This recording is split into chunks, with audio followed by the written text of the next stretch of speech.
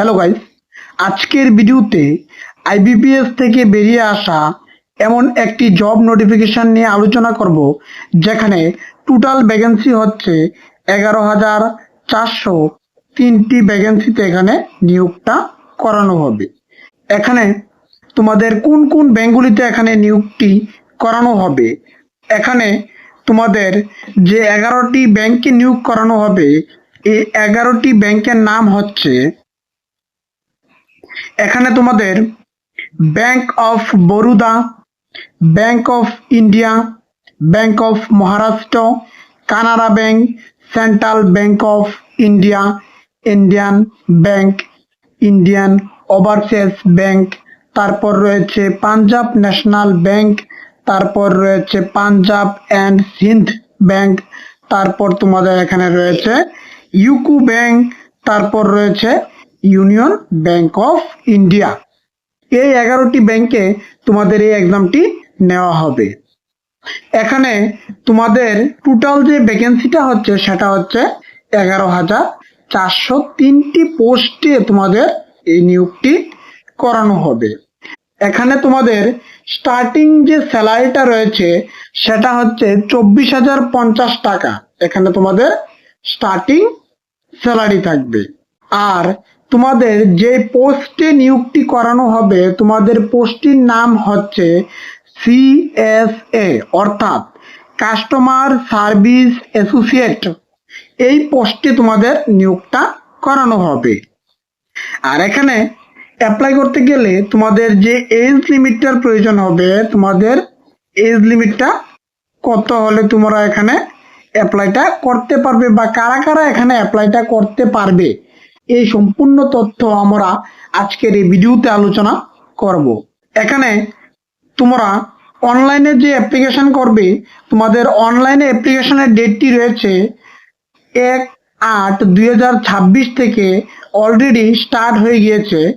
21/8/2026 পর্যন্ত এই পোর্টালটি খোলা থাকবে। এখানে তোমরা ফর্ম ফিল আপটি করে নিতে পারবে। আর ফর্ম ফিল আপ করার জন্য তোমরা আমাদের ভিডিও ডেসক্রিপশনের মধ্যে একটি লিঙ্ক দেওয়া থাকবে, এখানে ক্লিক করেও তোমরা এই ফর্ম ফিল আপটি সম্পূর্ণ করতে পারবে।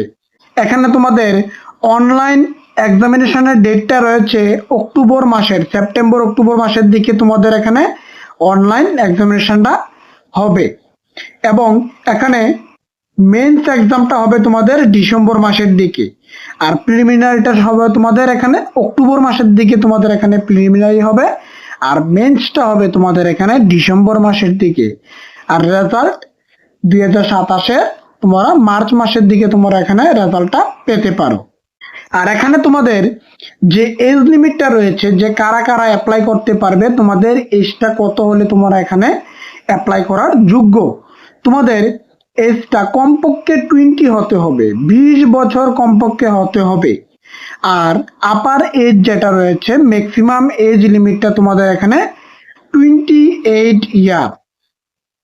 যারা জেনারেল ক্যান্ডিডেট রয়েছে তোমাদের জন্য, যারা ওবিসি ক্যান্ডিডেট রয়েছে তোমাদের জন্য এখানে আলাদা 3 বছরের এজ রিল্যাক্সেশনের ব্যবস্থা রয়েছে।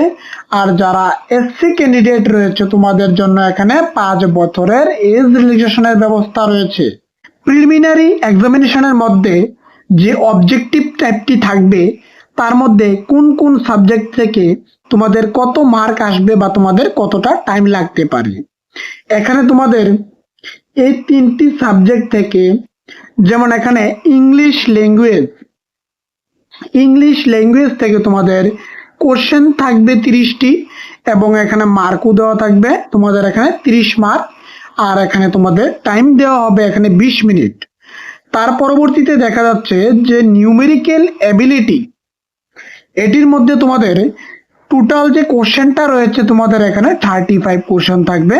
আর যে ম্যাক্সিমাম যে মার্কটা রয়েছে এখানে 35, আর এখানে যে মিনিটটা রয়েছে এখানে 20 মিনিট তোমাদের এখানে টাইম লাগতে পারে। তারপর রয়েছে তোমাদের এখানে রিজনিংও সেম 35 কোশ্চেন থাকবে এবং 35 মার্ক, আর মিনিটটা তোমাদের এখানে 20 মিনিট।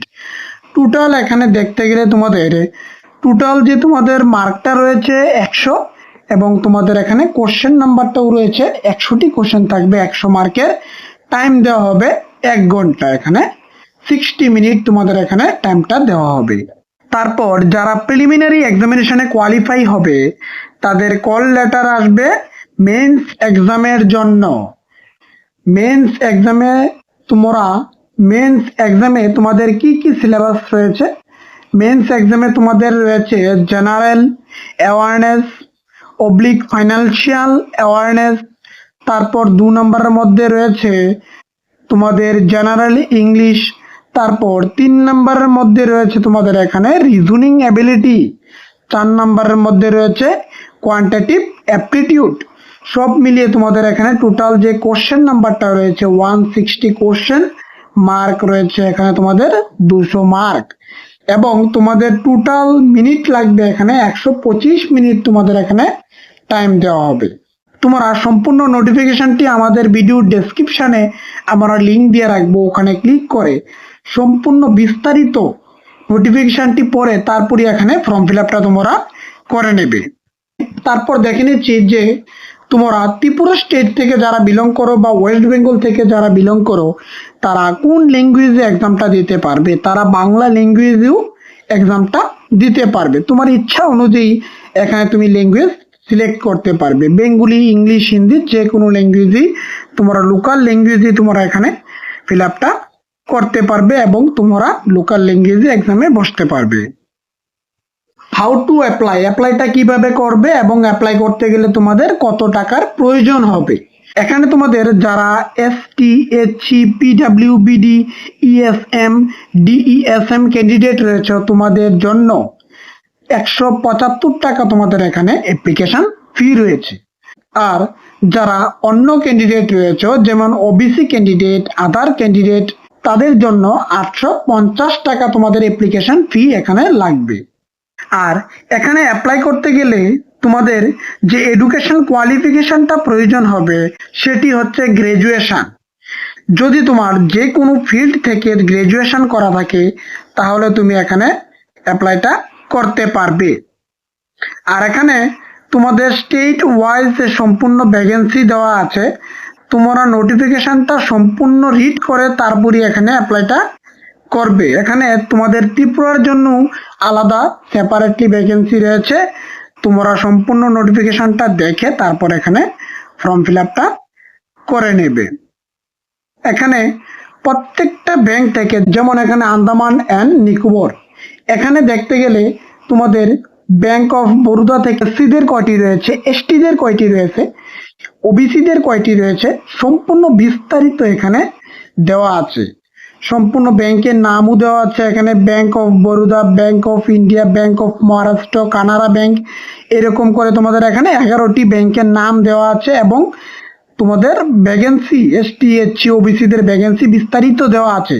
তোমরা সম্পূর্ণ নোটিফিকেশনটি ভিডিও ডেসক্রিপশনে গিয়ে লিঙ্কে ক্লিক করে রিড করে তারপরে তোমরা এখানে ফর্ম ফিল আপটি করে নেবে। এখানে প্রত্যেকটা স্টেটের জন্য আলাদা আলাদা ভ্যাকেন্সি দেওয়া আছে, যেমন এখানে বিহারের জন্য, চণ্ডীগড়ের জন্য টোটাল ভ্যাকেন্সি 14টি রয়েছে।